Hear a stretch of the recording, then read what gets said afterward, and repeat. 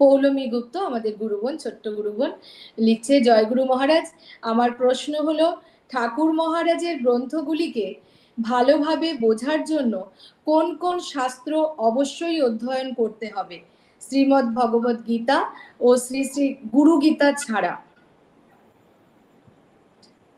জয়।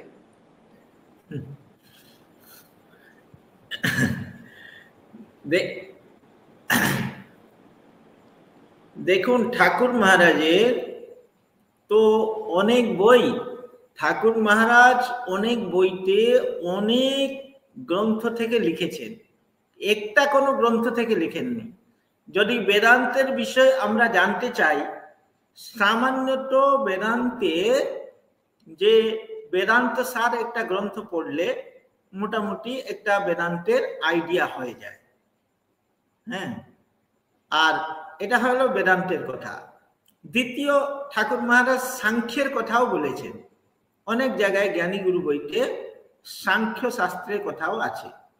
যদি সাংখ্যের বিষয়টা জানতে চাই, তাহলে সাংখ্য কারিকা বইটা যদি পড়ি, ঈশ্বর কৃষ্ণ বিরচিত একটা সাংখ্য কারিকা বই আছে, সেই বইটা যদি পড়ি, সাংখ্যের জ্ঞান মোটামুটি হয়ে যায়। আর যোগের যে বিষয়গুলো ঠাকুর মহারাজ লিখেছেন, অনেক গ্রন্থ থেকে তিনি লিখেছেন। হ্যাঁ, যে হঠ যোগ প্রদীপিকা বলে একটা গ্রন্থ আছে, সেই গ্রন্থ থেকেও ঠাকুর মহারাজ উদাহরণ দিয়েছেন।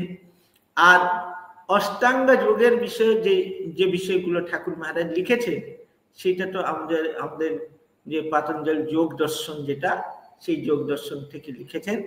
যম, নিয়ম, আসন, প্রাণায়াম, প্রত্যাহার, ধারণা, ধ্যান, সমাধি, সেসব অষ্টাঙ্গ যোগের কথা লিখেছেন।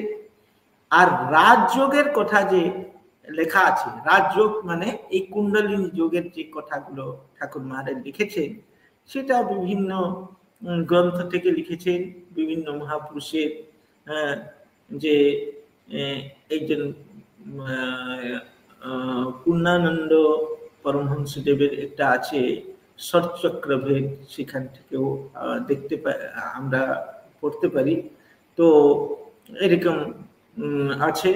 এছাড়া আমাদের যে প্রেমিক গুরু গ্রন্থেতে ঠাকুর মহারাজ যে বিভিন্ন ভক্তি শাস্ত্রের কথা লিখেছেন, সেই ভক্তি, যে নারদ ভক্তি সূত্রের কথা লিখেছেন, সান্ডিল্য ভক্তি সূত্রের কথা লিখেছেন, তারপরে বিভিন্ন মহাপুরুষদের লিখেছেন, চৈতন্য মহাপ্রভুর কথা লিখেছেন, সেখানে সাধন পঞ্চক যে লিখেছেন, সেগুলো আমরা যদি পড়ি, ওই যে